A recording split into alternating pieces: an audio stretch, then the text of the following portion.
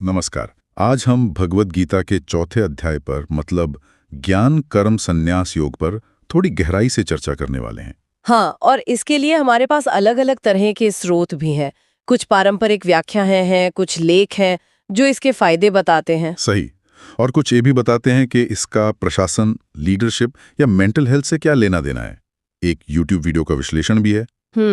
तो कोशिश यही रहेगी कि इन सब से जो मुख्य बातें हैं अध्याय 4 की, वो निकल कर आएं। बिल्कुल। जैसे ज्ञान क्या है, कर्म का क्या रहस्य है, भगवान अवतार क्यों लेते हैं, गुरु का क्या महत्व है, ये सब। हाँ, लेकिन एक बात जो मुझे शुरू में ही मतलब कई स्रोतों में दिखी और काफी दिलचस्प लगी, कौन सी? वो ये कि श्री कृष्ण कहते हैं कि ये ज्ञान, ये योग जो वो अर्जुन को दे रहे हैं, ये कोई नई चीज नहीं है। हाँ, ये तो वो शुरुआत में ही बताते हैं। उन्होंने इसे कल्प के शुरू में सूर्यदेव विवस्वान को दिया था और फिर वहां से ये परंपरा में राजर्षियों तक पहुंचा।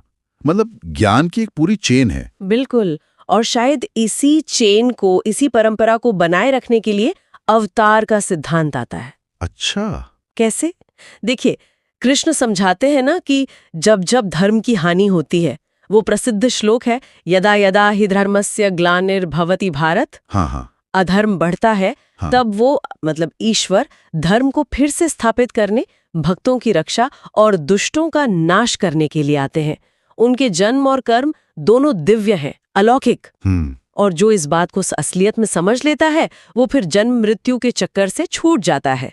ये बात लगभग हर जगह मिलेगी। ये तो हुई ईश्वर के दिव्य कर्म की बात। फिर आता है मनुष्य का कर्म, और ये थोड़ा कह सकते हैं पेचीदा लगता है। हाँ, क्योंकि इसमें कर्म, विकर्म और अकर्म की बात है। वही, कर्म यानी सही काम, विकर्म मतलब गलत काम, और अकर्म वो क्या है?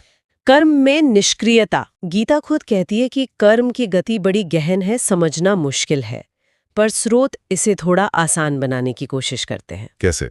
मतलब रोजमर्रा की जिंदगी में? हाँ, जैसे कर्म तो हो गया अपना कर्तव्य निभाना, विकर्म हो गए वो काम जो नहीं करने चाहिए, जिनसे नुकसान हो। ठीक है। और अकर्म सबसे ज्यादा समझने वाला है।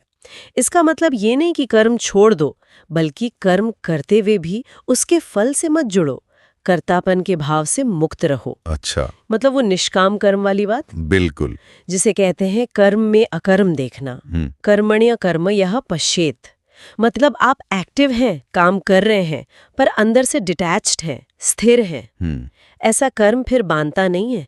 और वो 3 तरह के कर्मों का जिक्र भी आता है ना, संचित, प्रारब्ध, क्रियमाण। हाँ, वो हमारे कर्मों का पूरा हिसाब किताब दिखाते हैं। सही कहा। अच्छा, फिर एक और कॉन्सेप्ट है यज्ञ का, और ये सिर्फ वो आग जलाकर आहुति देना नहीं है। नहीं, बिल्कुल नहीं, ये उससे कहीं ज्यादा बड़ा कॉन्सेप्ट है। असल में जीवन की हर क्रिया को, अपने हर काम को यज्ञ की भावना से करना। मुझे ये बहुत प्रैक्टिकल लगा। जैसे एक स्रोत ने कहा कि ये 24 घंटे ईश्वर से जुड़े रहने का एक तरीका है। एकदम सही। जब हम अपने काम, अपनी ड्यूटी बिना किसी स्वार्थ के, बिना अटैचमेंट के ईश्वर को समर्पित करके करते हैं, यज्ञार्थात कर्मणोऽन्यत्र, तो वो कर्म बंधन नहीं बनता। हाँ, वो मुक्ति का साधन बन जाता है। कई तरह के यज्ञ बताए गए हैं, ज्ञान यज्ञ, द्रव्य यज्ञ, तप यज्ञ, पर सबका लक्ष्य एक ही है। क्या? आत्मज्ञान, परमात्मा को जानना। कहा भी गया है कि सारे यज्ञ, सारे कर्म अंत में ज्ञान में ही पूरे होते हैं। और ज्ञान की तो बहुत महिमा बताई गई है।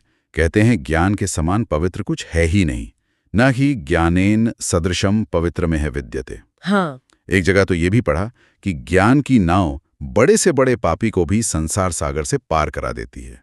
ये रूपक बहुत शक्तिशाली है। बिल्कुल। पर सवाल ये है कि ये ज्ञान मिलेगा कहाँ से, कैसे? इसके लिए तो सभी स्रोत एक ही बात पर जोर देते हैं, एक सच्चा आध्यात्मिक गुरु। गुरु की शरण में जाना। हाँ, पर ऐसा गुरु जिसने खुद सत्य को जाना हो, अनुभव किया हो। और उसके पास जाना कैसे है? पूरी विनम्रता से, सवाल पूछने की इच्छा से और सेवा भाव से।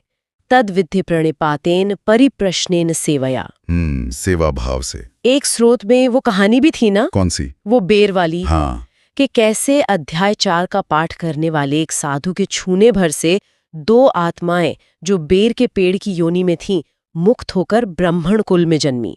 ये प्रतीकात्मक है, पर ज्ञान और गुरु की शक्ति दिखाता है। ये सब बातें सुनने में तो बहुत अच्छी लगती हैं, पर आज की लाइफ में मतलब 21वीं सदी में ये कितनी प्रासंगिक हैं? बहुत ज्यादा। अब देखिए मानसिक शांति की बात, मन को कंट्रोल करना, निष्काम कर्म करना। अगर फल की चिंता नहीं होगी तो स्ट्रेस वैसे ही कम हो जाएगा। हाँ, ये तो है। ध्यान काम पर रहेगा, रिजल्ट पे नहीं। और वो स्थितप्रज्ञ वाली बात, सुख आए या दुख संभाव से रहना, ये लीडरशिप के लिए कितना जरूरी है। मुश्किल हालात में शांत रहना। और लोक संग्रह मतलब समाज के भले के लिए काम करना। बिल्कुल, बिना अपने स्वार्थ के सबके हित में सोचना और काम करना। ये तो आज के लीडर्स के लिए बल्कि हर इंसान के लिए जरूरी है। इंद्रियों को वश में रखना, श्रद्धा बनाए रखना, ये सब चीजें सिर्फ आध्यात्मिक नहीं है, ये प्रैक्टिकल लाइफ स्किल्स हैं। तो अगर हम पूरी बात को समेटें तो अध्याय 4 हमें क्या क्या बताता है? एक तो ये कि ज्ञान बहुत प्राचीन है। हाँ, सनातन है। फिर भगवान अवतार क्यों लेते हैं, उसका कारण, कर्म का सिद्धांत, कर्म, विकर्म, अकर्म, और सबसे जरूरी निष्काम कर्म, जिससे यज्ञ की भावना से करना है। और ज्ञान सबसे ऊपर है, और उस ज्ञान के लिए एक सच्चे गुरु की जरूरत है। बिल्कुल। और फिर अध्याय के आखिर में कृष्ण अर्जुन से जो कहते हैं वो सोचने वाली बात है। कौन से? कि तुम्हारे मन में जो शक हैं, जो अज्ञान से पैदा हुए हैं, उन्हें ज्ञान की तलवार से काट दो। ज्ञानस्सिनात्मनश्चित्वेनं संशयं योगमास्तिष्ठोत्तिष्ठ भारत। मतलब योग में स्थित होकर युद्ध के लिए खड़े हो जाओ। ज्ञान की तलवार। तो सवाल ये उठता है कि आज की जिंदगी में जब हम रोज हजारों फैसले लेते हैं, उलझनों में फंसते हैं, तो वो ज्ञान की तलवार हमारे लिए क्या है? उसे हम पहचाने कैसे? और अपने अंदर के डर, शक, कंफ्यूजन, इन पर जीत पाने के लिए उसका इस्तेमाल कैसे करें? ये वाकई एक गहरा सवाल है। और इसी सवाल के साथ मुझे लगता है आज की ये चर्चा यहीं रोकते हैं।